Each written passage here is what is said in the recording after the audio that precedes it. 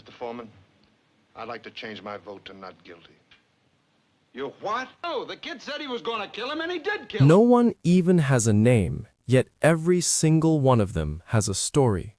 One knife, one doubt, and a single voice quietly reshaping fate from inside a worn-out room.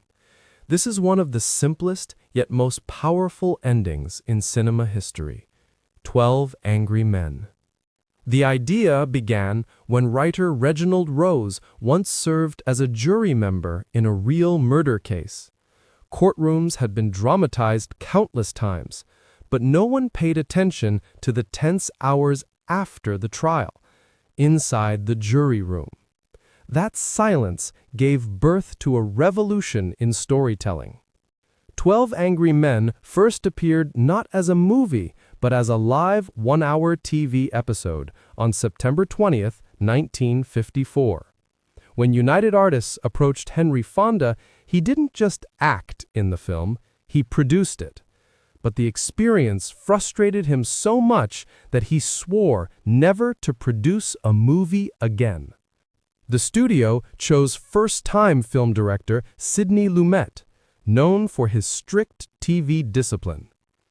During rehearsals, Lumet locked actors in a room for hours, forcing them to experience the psychological pressure their characters would feel.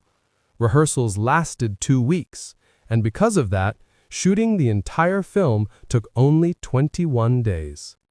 Almost everything, just 36 square meters of space. The low budget forced brilliant solutions. Lighting for every camera angle had to be set once and filmed completely before moving on. That meant many reactions you see on screen were shot weeks apart, then stitched together through masterful editing. Even the sound of rain was recorded separately for each actor. When Henry Fonda first saw the cheap window backgrounds, he leaned toward Lumet and whispered, "They look awful. Hitchcock's backgrounds were perfect. You could walk right into them." But the camera work transformed everything. At the beginning, wide lenses create distance between characters. As tensions increase, the camera slowly drops to eye level, then below, trapping us in the room. By the end, the camera is almost suffocating. And the editing quietly speeds up, too. Slow, long shots at first, quicker and quicker as arguments erupt. Whether we notice it or not, our heartbeat responds. The film never reveals the defendant's ethnicity.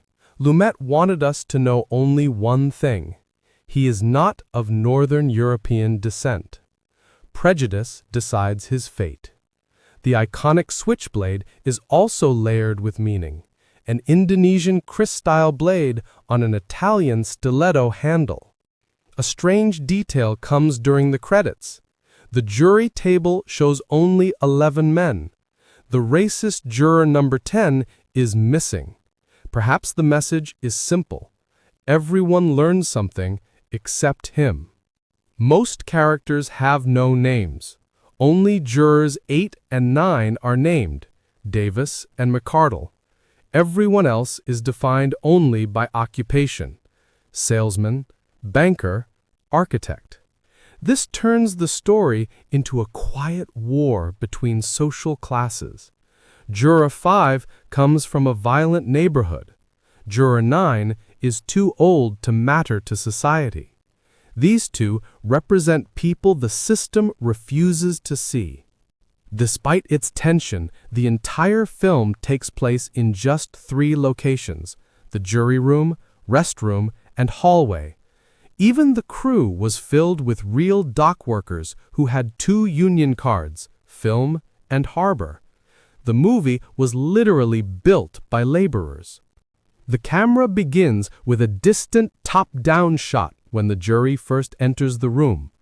But when the verdict is decided, the camera rises again, freeing us from the room, from pressure, from prejudice. Juror 8, played by Henry Fonda, is the film's conscience.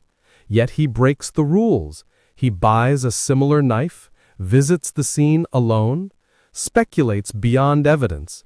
Everything he does is technically illegal, yet deeply moral. The film whispers a truth. Justice doesn't always come from rules. Sometimes it comes from courage. Fonda famously hated watching himself on screen. At the premiere, he stood up and quietly left, but before leaving, leaned to Lumet and whispered, "Sydney, it's magnificent." Despite its brilliance, the studio destroyed the release. They threw the film straight into a massive 4,000-seat theater instead of small targeted releases. It nearly failed financially. Ironically, when it returned to television, it finally became a legend. Fonda never received his full paycheck as producer. He paid the cost of the failure himself. And yet, he listed 12 Angry Men as one of his top 3 works, along with The Grapes of Wrath and The Oxbow Incident. Sidney Lumet, in his first film, was nominated for an Oscar. Only 2 other directors before him ever achieved that. The cast was not a group of stars, but the unsung heroes of American television. Years later, many became icons. The only woman credited in the production crew was script supervisor Faith Hubley. Even behind the camera, it truly was a world full of angry men. Before release, the American Bar Association honored the film, saying it helped the public understand the justice system. Today, it's used not only in film schools, but also in business schools to teach teamwork and conflict management. Because 12 Angry Men isn't just a courtroom drama. It's a human laboratory. It reminds us that sometimes the biggest change begins with one quiet sentence. I'm not sure. Scene Diary, thank you for watching.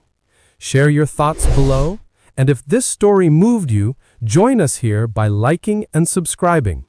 See you in the next scene.